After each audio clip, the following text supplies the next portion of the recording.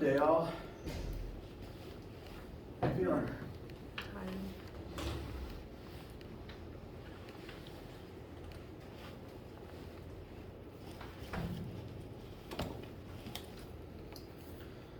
All right, guys. Well, before we do anything, any questions before we get started? Okay. For, the collisions, please. All right.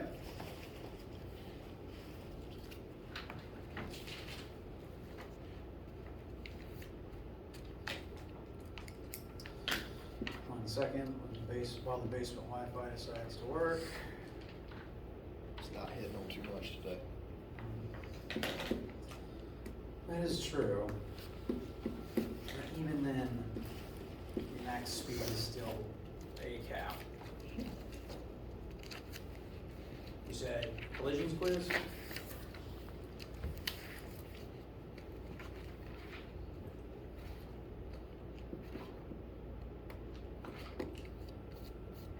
Which one? Okay. All right, here we have a truck driving along. It's going to collide elastically with a stationary car. Car is moving so fast just after collision. How fast in meters per second must the truck be moving at this time? All right. So, this is flashing back to chapter 3, collisions, thinking in terms of the momentum before and after the crash. And there's 3 different ways that we have to analyze motion in collisions. Those are comparing directly total momentum initial to total momentum final, which works for all collisions. There's separately, as long as it's elastic, comparing kinetic energy levels to each other, because as long as the collision's elastic, the kinetic energy should also be maintained like how the momentum is. But also for elastic, there's directly comparing the velocities of the 2 objects, as long as it's very specifically an elastic collision. Since this is elastic, you can use any of these 3 methods. I'm going to try to quickly skim through the momentum version and then the extra version. Using momentum, total momentum initial would be the momentum of the truck initial plus the total momentum of when it hits, which is initially 0 because it's not moving. And the after side would be the truck at its, well, we don't actually, oh, that's what we're trying to calculate, isn't it? Final velocity of the truck. And then separately, the car has a mass smaller, and it's moving at 27 meters per second afterwards. So this is directly comparing the momentum before and after of each vehicle. The goal being specifically solving for the final velocity of the truck after it gives some of its momentum to the car. Right here? That comes from the fact that the car is initially not moving. Its initial velocity is 0, so whatever its mass is, its momentum is 0. This method always works, elastic or inelastic. Kinetic energy works the same way, it's just you're using the kinetic energy formula instead of the momentum one, but that takes longer. I prefer the last one for elastic collisions, which would say, just comparing the speeds to each other, 22 minus 0 should be equal to 27 minus the final velocity of the truck. And ideally, both of these would give you the same answer.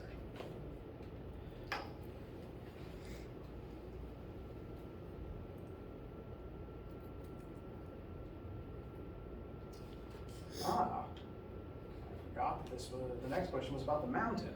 And actually, I think someone was working on that in a study session, and their work is over there. But to explain it briefly, the mountain's going to exert gravity on this particular person, and we don't actually know the force of that gravity or the mass of the person, but we do know a certain percentage of their weight that is equal to the total gravity from the mountain. So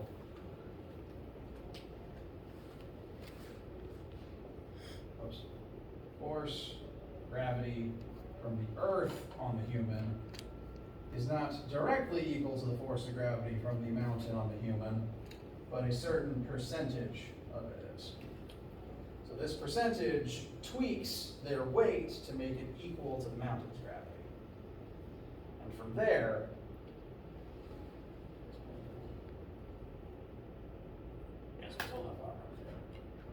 from there, plugging in the various formulas for gravity that we have, mass person times G equals big G, mass person, mass mountain over radius squared. Your goal is to solve for mass mountain. To get there, you need to plug in how far apart the person is from the mountain, big G, which is the big constant listed there, little g, which is still negative 9.8. And interestingly, you're never told what the person's mass is, but it actually doesn't end up mattering because their mass is in the numerator on both sides, so it just cancels. So it's okay to not know what the mass of the human is. So once that cancels, it's a matter of rearranging what's left so that you solve for MM.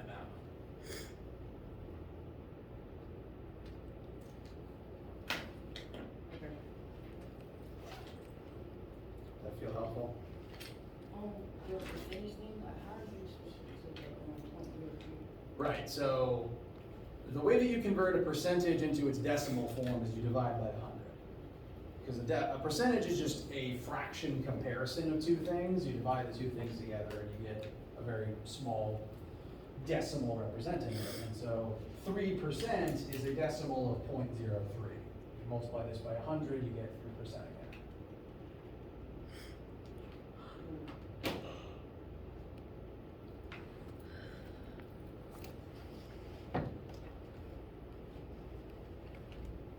Does that feel okay for right now? All right.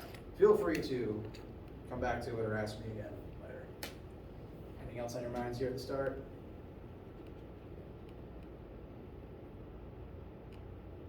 All right. Well, and again, do please ask questions as they come to you. Main thing I want to do today is close out the last little piece of Chapter 8, the last new piece of information about heat and thermo that will be on the test for next week. First though, just to briefly reiterate, test is next week, 17th through 21st, given during lab time on the 17th, 19th, and 21st. Come to one of those lab times and you'll take the test like how it was with test 1. There is no normal lab next week. You can attend any of the days, doesn't have to be your normal one, but if you do attend a normal one, just send me an email so that I know. And all of next week in lecture is going to be test review stuff.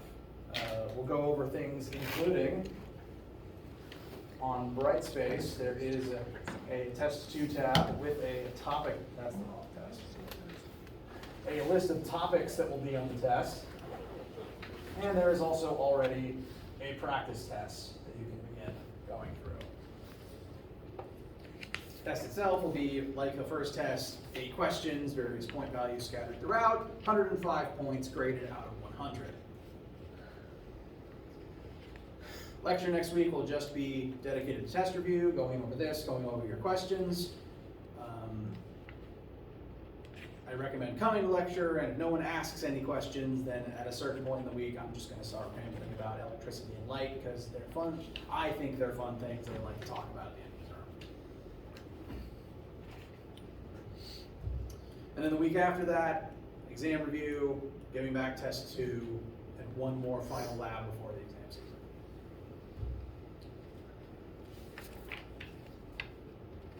Now, as for that last final piece of heat and thermo information, we're going to be doing math for thermal conduction think I showed you the formula very briefly. I want to define a few vocab words first before really dissecting that.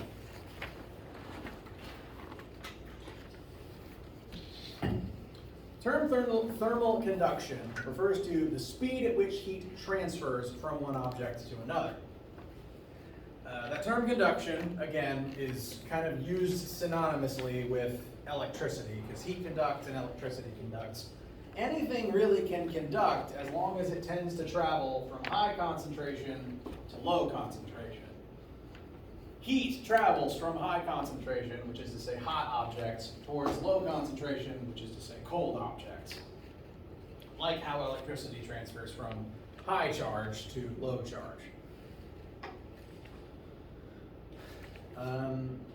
Electrically speaking, conduction tends to happen through direct contact, or sometimes indirect contact. And so for the same reason, we consider thermal conduction to be the type of heat transfer that happens when two things are directly touching, and heat will transfer between them until their temperatures equalize. In a way, your lab was kind of about this, because the lab did involve heat transferring from the metal into the water in equal amounts. So it wasn't just specific heat, there was conduction going on as part of the premise. And this, again, happens every single time any two things are in contact and they aren't the same temperature. They will continue swapping heat until their temperatures equalize. Heat will always go from hot to cold until there's no difference anymore. And what we're going to be doing math for is the speed at which it transfers. Now, some other vocab words before we get to that. Conduction through direct contact is not the only way that heat can transfer. There are two other ways that I'd like to briefly define. Convection is basically conduction with extra steps. You may have heard the term convection oven before. I'm running out of space to draw pictures.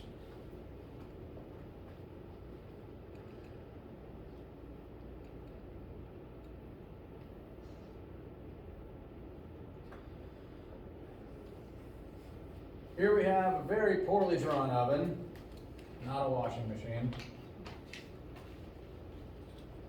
And inside this poorly drawn oven, most electric ovens these days work by running electricity through a metal coil at the bottom. The coil starts glowing and it starts giving off heat. And you usually put whatever you're cooking, say a very poorly drawn turkey, because that's the one shape I do most for this. That's in the oven and you want it to warm up. The whole point of the oven is you put food in and it gets hot. However, notice the turkey is not touching the coil. You don't usually put the food on the glowing hot heating element. I wouldn't recommend it. Something will probably break and or get electrocuted. So if the turkey is not actually touching the hot thing through conduction, the heat has to transfer some other way, and that's through convection. Because while the coil and the turkey aren't touching each other, they are both touching the air that exists between both of them. In this oven, as is true of most places I assume you've been, there's air everywhere. You just can't really escape it. And that means that this coil is touching air, and because of that, heat is going to conduct from the coil into the air, and once air gets hot, it tends to expand, and therefore it will rise, since hot air is at a lower density than colder air. Hot air rises, so that hot air is going to rise up until it hits the cold turkey. And since now the turkey is colder than the air, heat's going to transfer out of the air and into the turkey. And now that the air is cold again, it's going to sink back to the hot coils where it heats up again, rises again, and then cools off and sinks again. These are called convection currents, and every oven uses these. This is just the natural way that heat rises, because the air carrying it rises as a result of it being lower density than colder air and literally just floating. This is why fire, like the shape of fire goes up, because the hot glowing air is rising. It's also why the smoke and the heat rises. That's why you usually put the marshmallow over it rather than like to the side of it. Fires use this, ovens use this, boiling water uses this, because convection requires a fluid, I didn't actually say the word, it requires a fluid medium, not necessarily a gaseous medium. So it does work with water. Water forms these currents too, and that's why boiling water cooks your noodles and eggs. Some things to note: convection requires a fluid medium. It will not, this oven wouldn't work if it was just floating in the vacuum of space and there was no air. Also, it only carries heat up because it requires the floating of the hot gas or the hot liquid. This cannot carry heat down, which is why if a fire is somehow over your head, it will do nothing to you unless it drops cinders onto you. But like music shows that have a lot of pyrotechnics, if there's a flamethrower going on above, like if you're standing beneath the flamethrower mechanism, you'll be fine. All the heat's gonna rise. Cannot carry heat down. That's convection. Third method is radiation. And basically, if anything is radiating, which is to say giving off electromagnetic radiation, then it is giving out energy and heat via this method. Notice, Earth is very far from the sun. We're not touching the sun, so heat doesn't conduct to us. And there's also no air in space, so heat cannot convect to us. Instead, heat gets to us from the sun via this third option, where the energy is literally just straight up turned into a laser. All electromagnetic radiation, which includes, in order, radio waves, microwaves, infrared, visible light, including lasers, UV, X-ray, gamma, and cosmic, all of those are different flavors of the same thing. They're all just lasers that carry energy from place to place. And they can shoot through a vacuum. So all the energy we get from the sun comes in the form of lasers. Not specifically lasers, but radiation, which travels and operates like lasers. These are technically radiating, all the warmth you're getting from them. Like literally the energy travels as a beam of light and it strikes you, and now you have the energy, and that's why you warm up in direct sunlight. And that's why the day side of the planet is hotter than the night side. So which one would a microwave be? Also radiation, it's just not visible light that's doing it. Microwaves use literally a type of radiation called microwave radiation. And that specifically is radiating the food in a way that causes the water to start absorbing energy and vibrating. Notice that the food heats up, but the glass bowl doesn't if it's empty. Don't put an empty glass bowl in the microwave, but if you did, it wouldn't actually get any warmer because there's no metal, there's no water in it. And each form of radiation does radiate, but they all have their own weird quirks. Microwaves react to water and metal, radio waves react with nothing. Light is light, and X-rays and gamma rays pass through you and possibly do bad things to your insides. That's why you can't put tinfoil in the microwave. Yes, because the aluminum does react with the microwave radiation, and then it gives off other forms of radiation. Also, it starts sparking and may catch fire. Same with grapes. Grapes have something in them that causes them to react uniquely to microwave radiation. Really? And carrots and CD-ROMs. Interesting. Don't put, I know when I say don't do something in science class, that means it's probably fun, but please don't put any of those things in a microwave. Like, it'll start sparking, and then you'll probably have fires. But it'll look cool. I mean, for the split second before the smoke detector goes off. Goddamn look. Also, if you put a CD in the microwave, you won't have a CD anymore. I mean, they're plastic, right? Well, yeah, but the part of it that isn't plastic is going to start sparking and destroying any data saved to the disk. Similarly, don't put a phone in the microwave. There was a prank that was going around the internet saying if you microwave your phone, it'll charge it. And that's true, you know, for the split second before it shorts out and dies. What about throwing a toaster in a pool? Well, that's less radiation and more just electric current. Like which a is still- plugged-in toaster, like just. Yeah, water will get into the electrics, the electricity will travel through the water and into something else. And also the toaster will probably short out and break.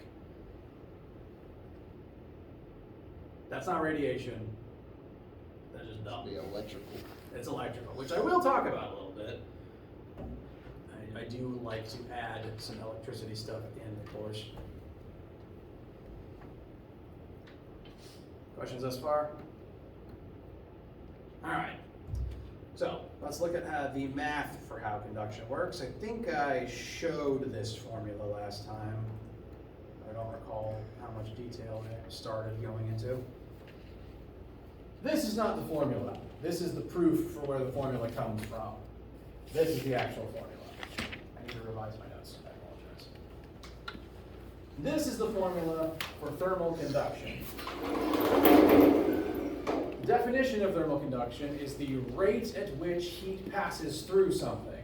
If heat passes through quicker, then one, the hot side will cool down faster and the cold side will heat up faster, and two, it will feel hotter to you if you touch the object that heat passes very quickly through. Because once again, human perception of tactile temperature isn't based on temperature, it's based on the speed of energy transfer.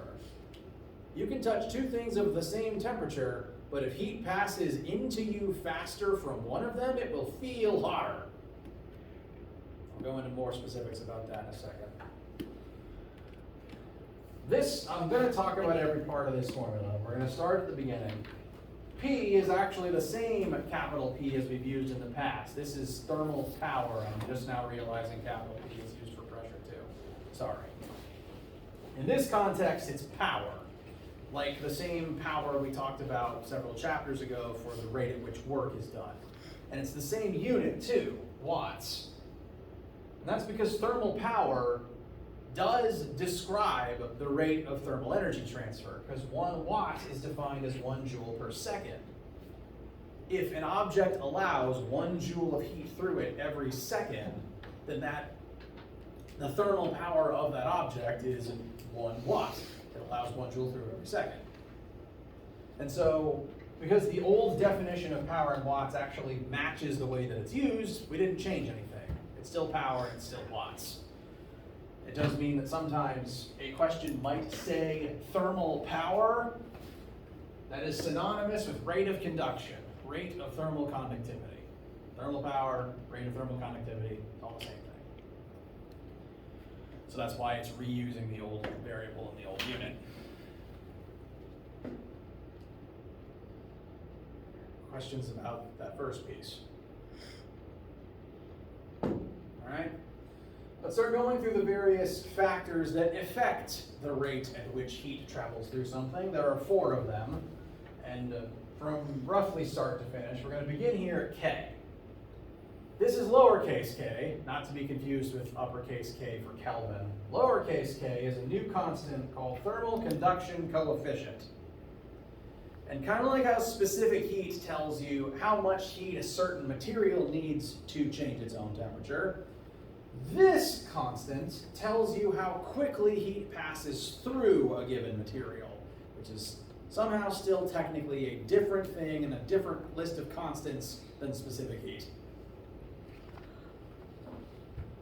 This table here lists such thermal conductivity constants, and different materials naturally resist heat passing through them more so than others. You've definitely noticed this at some point in your life. You've probably been told or observed some sort of insulation at some point. Most of you tend to carry, I also carry, some kind of insulated thermos to keep your beverage at whatever temperature you want it. Those work by being lined with some material that naturally resists having thermal energy pass through it. On this table, low numbers mean that heat travels through at a very small speed. So here, the lowest materials on this chart are gases, followed by several nonmetals.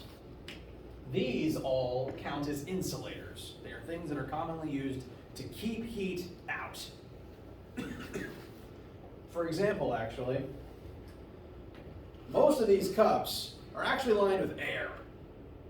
The beverage is held in one metal cylinder, and then there's an air gap between that and the outer metal cylinder. And that's because air is a surprisingly good thermal resistor. It is one of, if not the lowest number on this chart. Isn't there a vacuum too, or no? There could be a vacuum, but I think most manufacturers just go with normal pressure air, because if it is a vacuum and it pops, something weird might happen. True, true.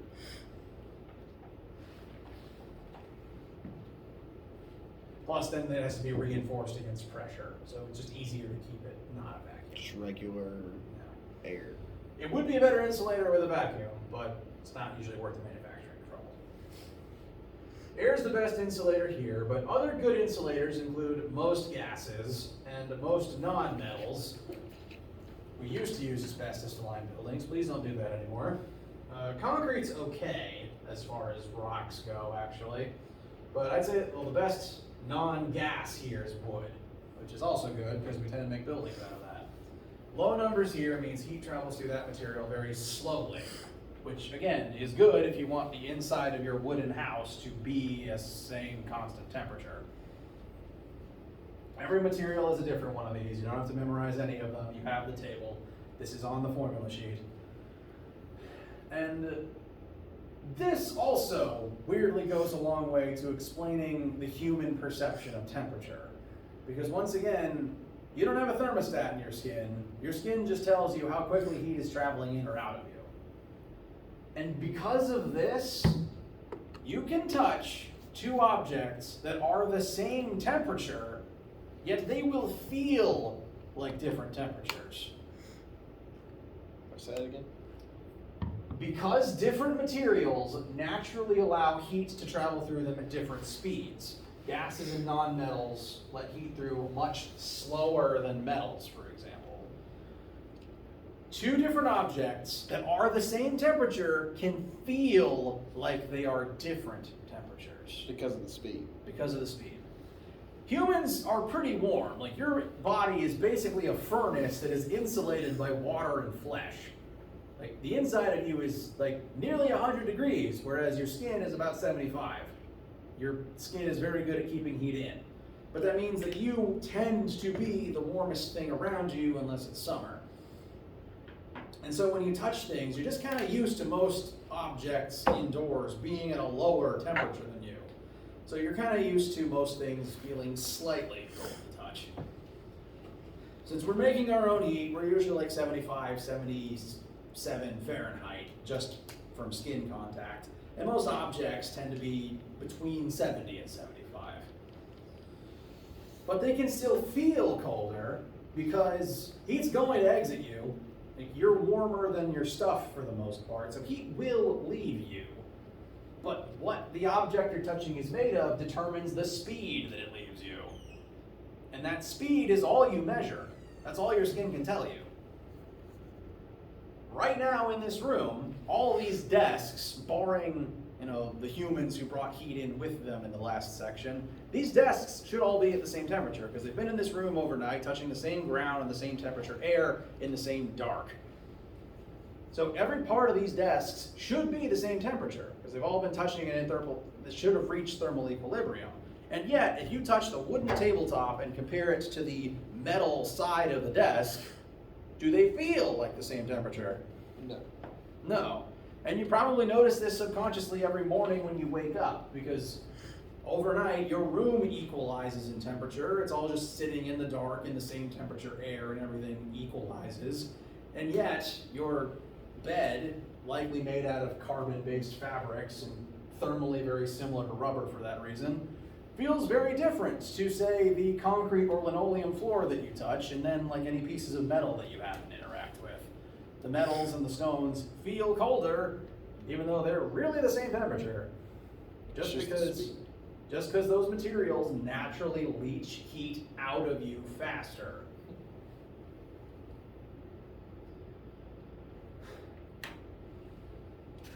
It's pretty crazy. It is. So they're actually the same temperature. They really are. hot things work pretty similarly. Like, you know, a heated blanket and a piece of metal could be the same temperature, but the heated blanket's gonna let heat into you more slowly, so it feels pleasant. Whereas the hot metal lets it in fast and it hurts.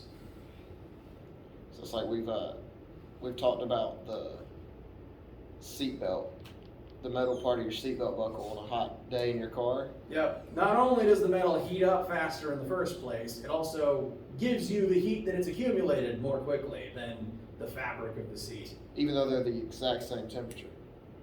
Now, in the sunlight, they may be different temperatures because the metal does take less heat to warm up. But if you left it alone long enough, the whole car would reach the same temperature and the metal would still hurt more. Right. Interesting. So it's a little of both. I got you. But that's what the K means. Lowercase k, you automatically consult this table for what the material is made of. And there's a very big divide between these two categories and the metals. Like, silver's the worst insulator here, followed by copper. And that's actually why a lot of cookware is made out of copper. It lets the heat through quickly. So that's the first, I'd say, most important thing that determines thermal conductivity. But there's three more that I'll get through quickly. I'm going to skip A for a second to talk about this piece, which is the difference in temperature between the two objects that heat is transferring between.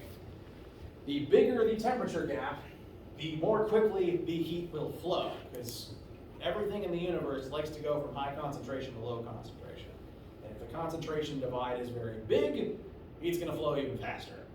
Once again, that's another reason why touching something that's really hot tends to hurt more, because it dumps more heat into you more quickly.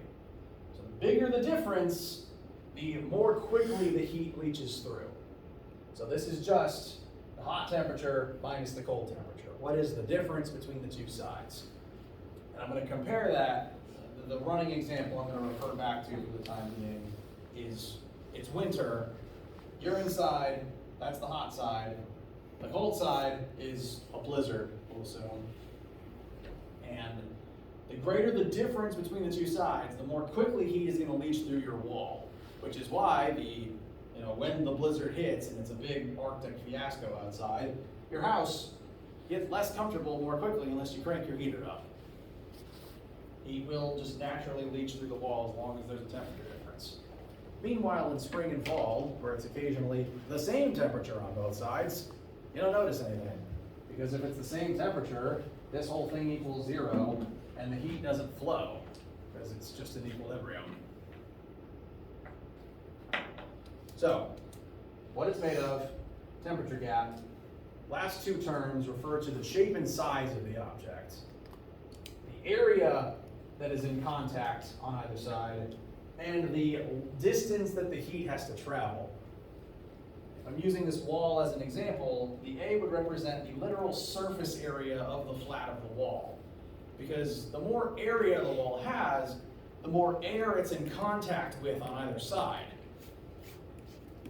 The more air that it's touching, the more heat it's able to pull through all that air at once. Think of it like a bigger door. The bigger the door is, the more people are able to rush through at once. Whereas a very small door, they have to plunge up and go slowly. Same thing here. The bigger the wall, ironically, the more heat it lets through faster. And this is one reason why large animals didn't survive the Ice Age. Dinosaurs have very big surface area. They lost all the precious heat they had when the cold hit. At least that's one of the three hypotheses about what killed them. Meanwhile, insulated things like mammoths survived. Aren't they extinct now too? Or isn't there like Mammoths are likely due to hunting and it warming back up, but they're genetically close enough to elephants that we're trying to clone them back to life. Wow. That is not my field of study, though. I will ramble about that a different time. So the area of the wall matters. Bigger area actually drives up the power rating. High power means that more energy is transferring more quickly. So a bigger area means more space for energy to transfer through. Ironically, the thickness of the wall drives down the rate of transfer, because the thicker the wall is, the greater the distance the heat has to get through. In this case, L is just how thick I drew the wall. mentally compare that to staying outside in a wooden shack where the walls are this thick compared to this thick. You're just gonna naturally be cozier in the one with thicker walls because it's just gonna take longer for the heat to leach through.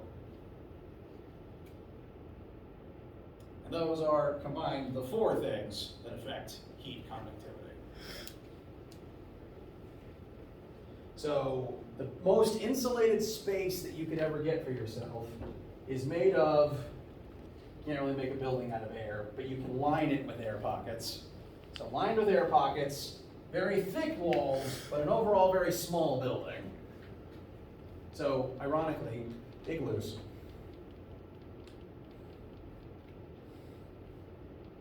How does the inside of an igloo not heat up and just melt from the inside out?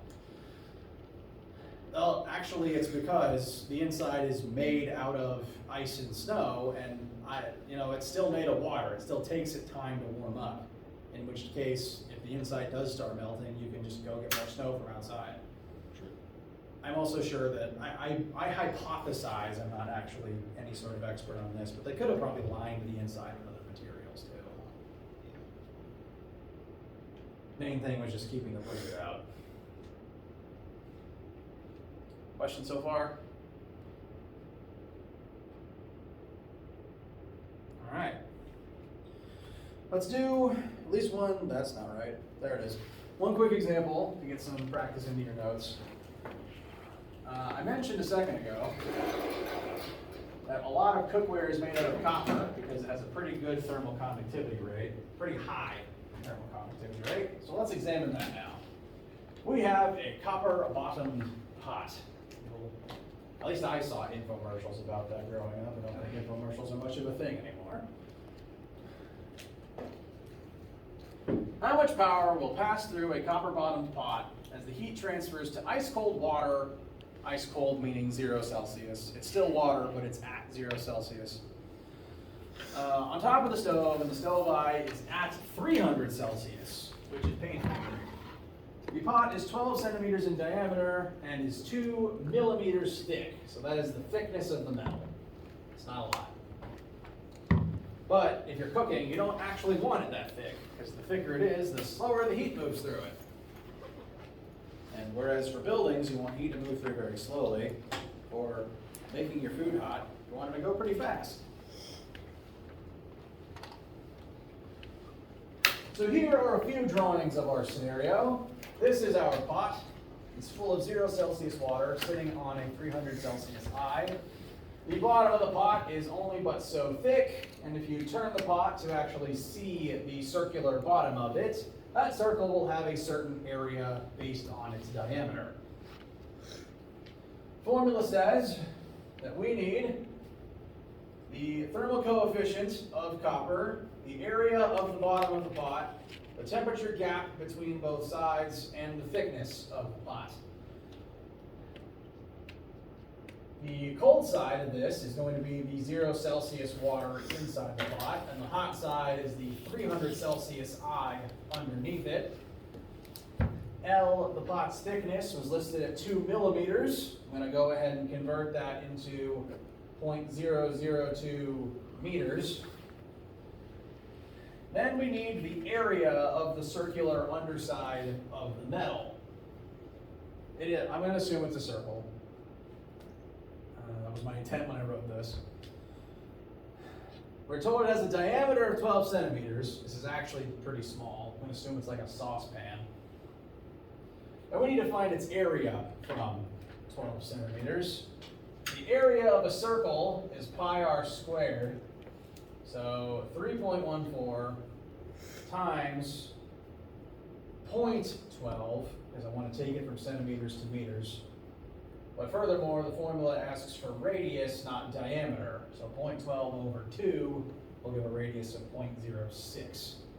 And then after that step, squaring. And that's going to give us a very teeny tiny area, but that's because the unit is going to be in meters cubed. Sorry, meters squared, excuse me. 1 meter squared is very big, whereas this saucepan is very small.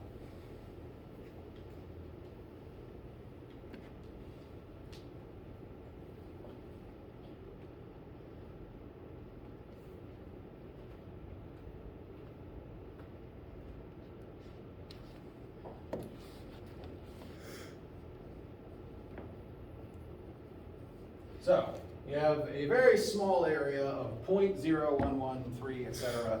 in meters squared. That's almost everything we need. Which marker has more ink? That's better. The last piece of info we need is to double check the thermal coefficient of copper. So I'm gonna tab back real quick. Copper's a metal, so we'll glance up here at the metal section. We got 397 joules per second meter Celsius. It's a very weird unit. You never have to memorize or do anything with it. It's just, the unit was designed this way so that it makes all the algebra work.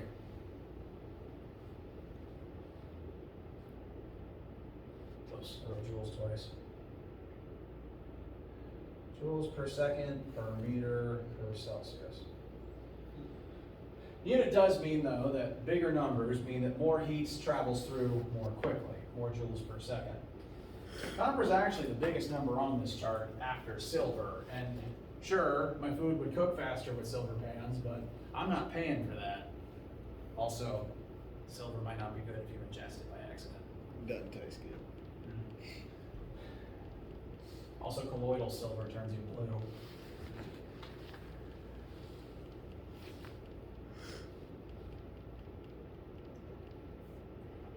But now that we've checked that, that's lowercase k, and I just wrote Cu for the chemical symbol for copper. That is everything we need to plug into this formula and find power.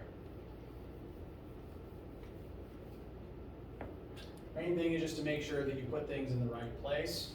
L very specifically needs to go in the denominator, and you don't want to accidentally put one of the others down there by accident. It's just L.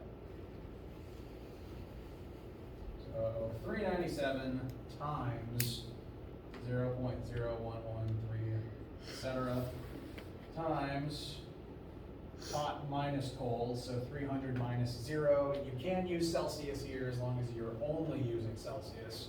You can use Kelvin here as long as you're only using Kelvin.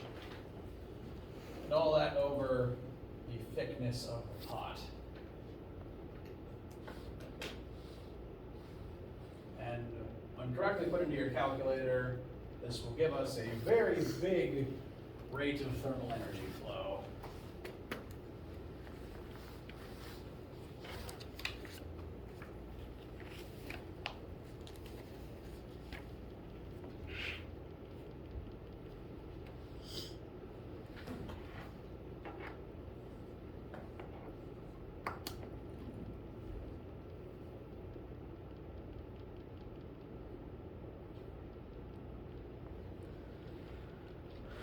Approximately 673,000 watts.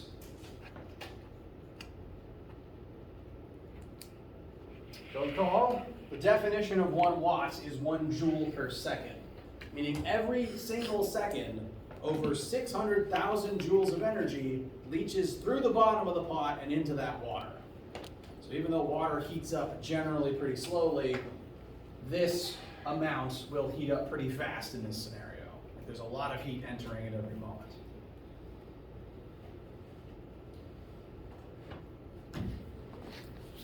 How do you feel so far? Not too bad. All right. That is the last new piece of information before the next test. So now all that is left is to finish up your homework and to study it. Are you averaging our homework with the test again? Come again? Didn't you do that for like the midterm? You like looked at our homework and you like averaged how much we did of it or whatever? So the midterm score was your class average at that time, which included the test score.